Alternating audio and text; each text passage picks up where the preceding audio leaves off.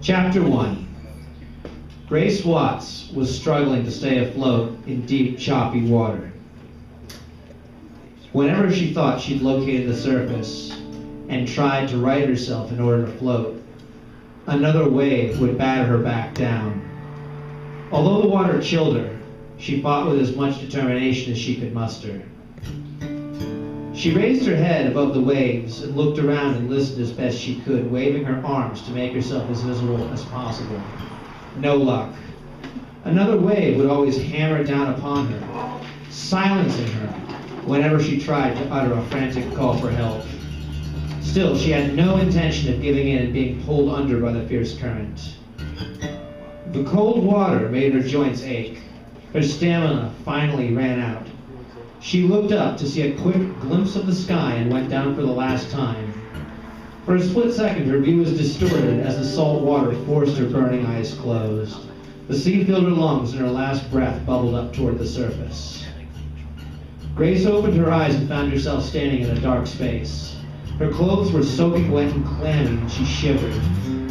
She looked ahead. About 150 yards away was a patch of light. She sneezed and ran her wet sleeve across her nose.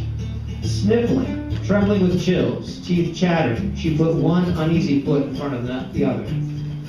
After about 10 paces, her strength began to return as the light became more inviting. She picked up her pace, hoping to get there quicker and warm herself as much as she could along the way. Finally, she crossed the threshold. The light was very warm and very bright.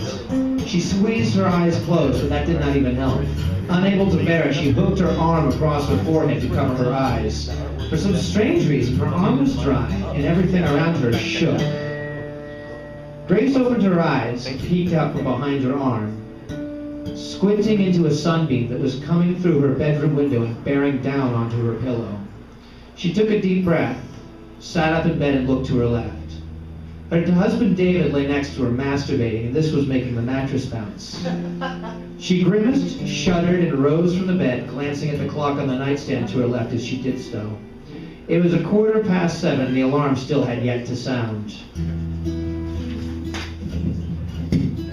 I got it. She took a quick shower, donned her bathrobe, and headed for the kitchen.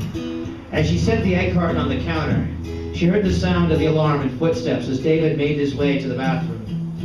As the shower turned on, she smiled, knowing that she would have his breakfast ready as soon as he was out, and glad he would not hurry her along, complaining about a schedule to keep. Just as Grace was putting the food on the table, David walked into the dining room. "Looks fantastic, darling," he said. "Smells fantastic, too." "Sunny side up, just how you like it," said Grace, smiling even though sometimes she thought David took it for granted that she cooked the breakfast. She walked back into the kitchen and returned with 2 glasses of orange juice. "I'm truly blessed to have such a thoughtful wife, huh?" said David, his blue eyes twinkling as he smiled. Grace leaned down to kiss him and sat down to eat. "What are your plans tonight?" asked David as he chewed on some of the Canadian bacon. "Oh, it's movie night tonight," said Grace, sipping her orange juice.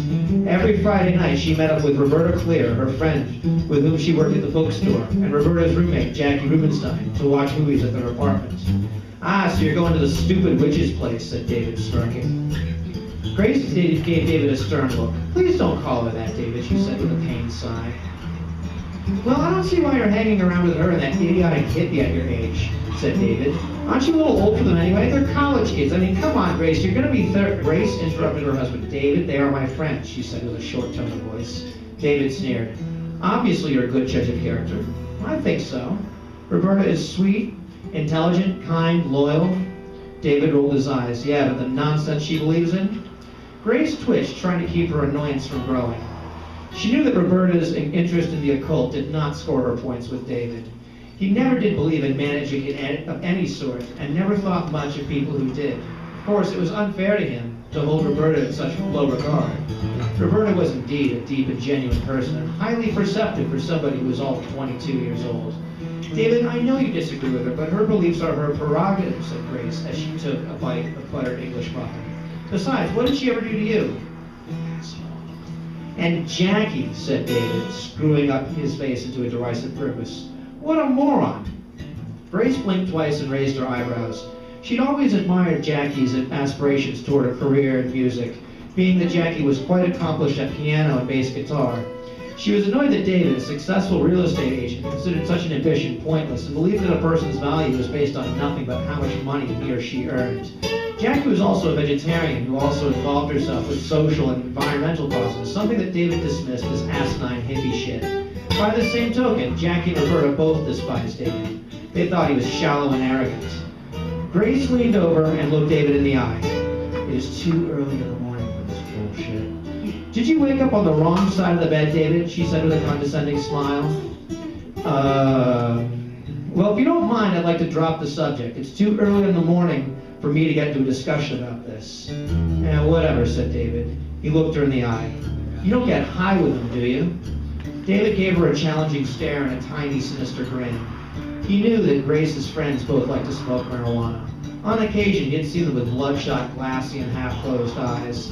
To his mind, this confirmed that they were a pair of directionless losers, and he swore he would cast Grace out of his life if he found out she, too, was indulging. Not at all, said Grace, and I would appreciate it if you gave me a bit more credit than that. Indeed, Grace was telling the truth.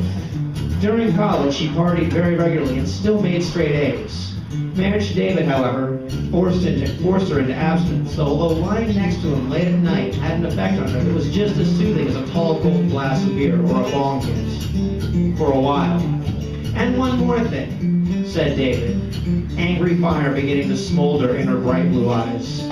I already asked you nicely, David, that I'd like to drop the subject. It is too early in the morning to get into a discussion about this.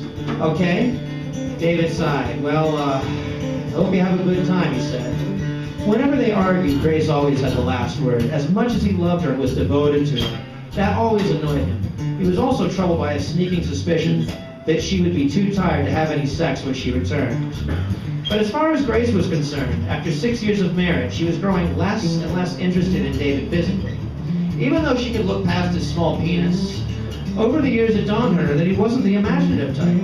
He almost always preferred the missionary position, and always reached orgasm in a few very short minutes. After Grace and David finished eating, she went upstairs and dressed, then followed David out the door to his four-screen Mercedes-Benz. David drove her to the train station, and they kissed each other goodbye. She stepped out to make the train to New Haven, and he drove off to meet a client. Grace claimed her seat on the train across from a young woman with long, straight brown hair. She wore metallic blue eyeshadow, tight blue jeans with a tear on the knee, a Blondie t-shirt, and a sterling silver skull ring. Grace sighed and stared ahead, pondering the dream she had last night as she looked forward to another shift at Atticus Bookstore, where she'd been working on and off since college. When the train stopped in Bridgeport, a young woman in a business outfit boarded the train and sat down next to the young woman sitting across from Grace. Marissa, how are you? Said the young woman in the business suit, smiling and giving her a hug. I'm great, thanks, Debbie, said the young woman in the t-shirt and jeans. How was New York?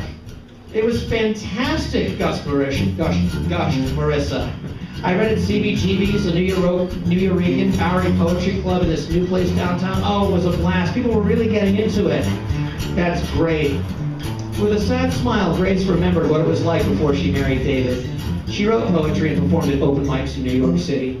She majored in English and history at Southern Connecticut State University and had considered teaching. But when David went for his real estate license, she opted to work full-time to support him, which left little time for poetry or graduate school. Not surprisingly, her interest in both waned. Of course, she loved David dearly, and as he became more and more successful, the charmed life he provided for her mitigated her losses, and a position at the bookstore, despite being little more than a dead-end job, had provided her with some pocket money and a comfort zone. For a while. It was May 6, 2005. On November 30th, Grace would be 30 years old. She released a silent moan. Would I be lying if I said my life had turned out like I had wanted? Thanks very much. Thank you all for sticking around. You guys are great. Thanks a million. And I got flyers if you want more information about the book and stuff like that. My email is right at the bottom, so come see me if you want to check out the flyer. Thank you. And Casey is, right? Thanks, Casey. You should check out, you're playing when in the mission? Everywhere. Grandma's Cafe. 17th. And where's here tomorrow? Just come here tomorrow. That's more important. Yeah, he's playing here tomorrow. So y'all should check him out. He's really good. Reminds me of Link Wright. Thanks again, folks.